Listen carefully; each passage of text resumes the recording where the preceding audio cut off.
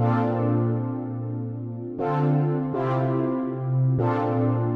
guys, welcome to day 2. I was not expecting to be having so much regular videos, but I will try to do so. And this time, this vlog, we will keep it short, like the first vlog went quite a bit and it was a new try for me. Let's see how it works out. Today, it's already like, 5:50. So it's Sunday and it's 5:50 p.m. of the day, like it is already at night.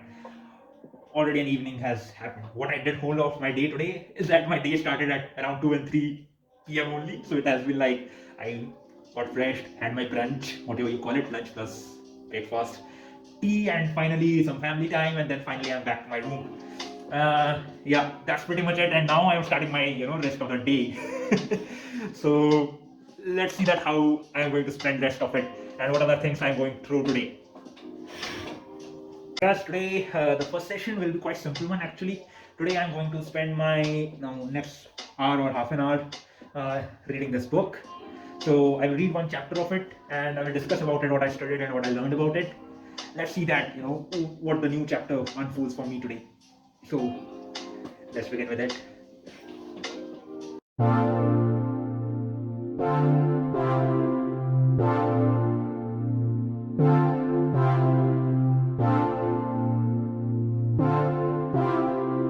Hi guys, I just completed my reading session. It is already 6:30 and I read the second chapter of Psychology of Money.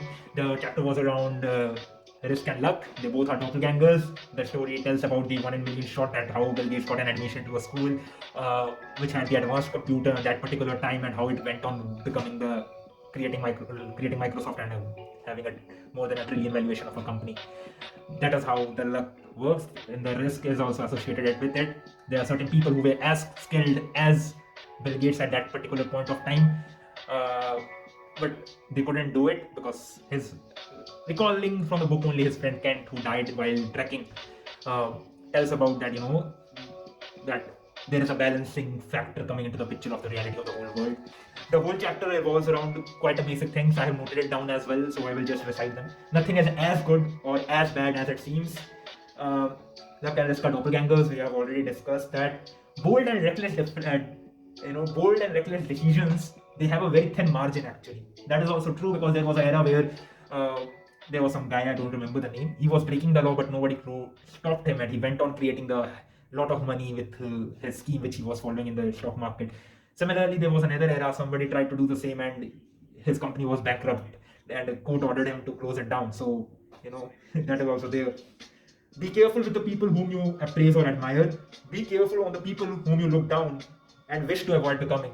This is also quite a hard hitting one because what people do is that if somebody has reached a certain point in his life where he says that I'm successful, people take accountability that it is all because of his skill. There is a equal amount of luck factor involved in it. People who generally fail doesn't mean that they don't have skill; they also have the skill. It's just that the luck and the risk factor didn't play it out with them. The luck was not there, hence they fall into the risk category and it failed. So it's not just that people who are successful, it is just a factor of skill. They do have the skill. I'm not saying they don't have the skill, but there is certain amount of luck involved in as well. So that's pretty much for the chapter 2 of this whole psychology of money. And now it is already 6:30, so I will jump into the programming session and I will look into it how it works around actually. So yeah, let's move into the coding screen now.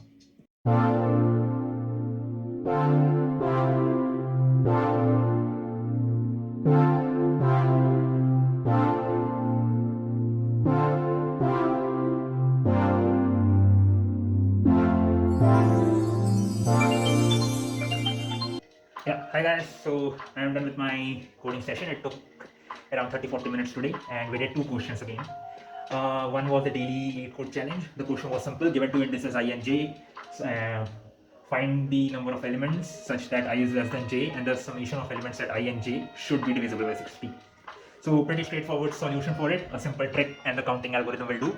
The next was again merge k sorted list. Given k linked lists, you have to merge them. I did it in the complexity of k log n. So n being the maximum, k means the number of lists given to me. So I use priority queue for it. I guess quite a straightforward solution for that as well. I didn't get accepted in the first time. A runtime error, a wrong answer, and then finally an accepted solution. didn't handle the null cases probably. So do look into it. In the interviews, they might cost a lot, or in the online interview rounds as well, coding rounds as well, where you don't get to see all the inputs which have been given to you. So lessons learned. Now both are of the medium tag. I will punch down the links in the description. Do go through them and let me know how you feel about it. So today we are done with my coding session as well, keeping it short today, trying to keep it short. So yeah, let's jump to the next session.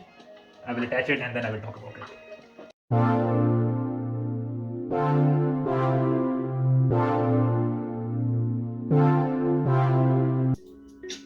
So hi guys, so I just went through my reading session of today. I read about current affairs. Currently, Omicron variant of COVID-19 is creating a lot of news, so I was reading about it. Then something related to the stocks and the performance of the India overall in the whole 2021. So pretty much about that. Then a few concepts about NFT. I still don't understand them.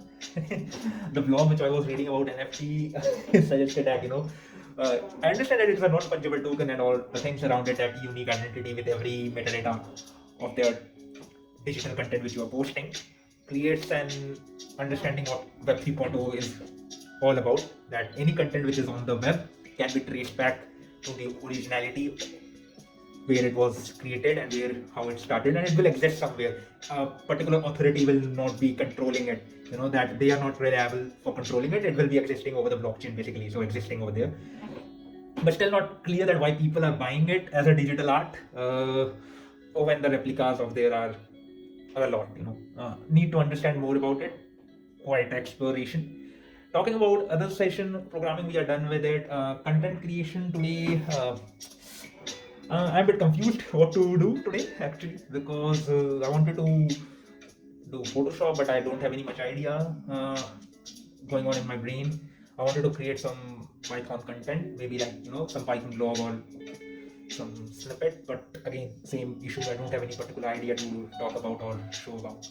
We will see in the next content, like next session. I will plug it and then I will talk about it. Actually, that makes more sense to me. But now what I generally want to talk about is the vlogging which I have started. So see, it's all started I am starting it as a joke more likely. I will keep it like weekly vlogs, more likely showing my Saturday Sunday, that how I am spending, how introvert software engineer generally spends his day, in a whole dark room, probably from day to night. So that's how I will generally talk about and show about my routines of Saturday and Sunday. If I got time in Monday to Friday sometime, then that too, but can't comment about it. So what happens is it becomes very monotonous, because the thing is there will be not much of content which will change. So that's what I feel about it. But let's look into it and how interestingly the things will change. Moving forward, I'm going to attach the coding screens and more of the content creation screen, that how I am creating the content, how I am doing the code, what I'm searching along with it. I guess that will be another good start for it. So yeah, now let's move forward to the next session and let's see what it is all about.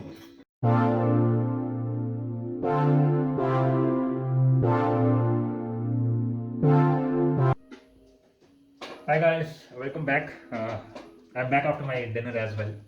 So yeah, finally I have attached the snippet for the content session as well. So content session, in the content session today I created a snippet for the data classes. What are data classes? Data classes in the Python, basically in the Python programming language, is a data structure which allows you to play with an object, and it is similar to the basic classes which we have in our Python or any other language.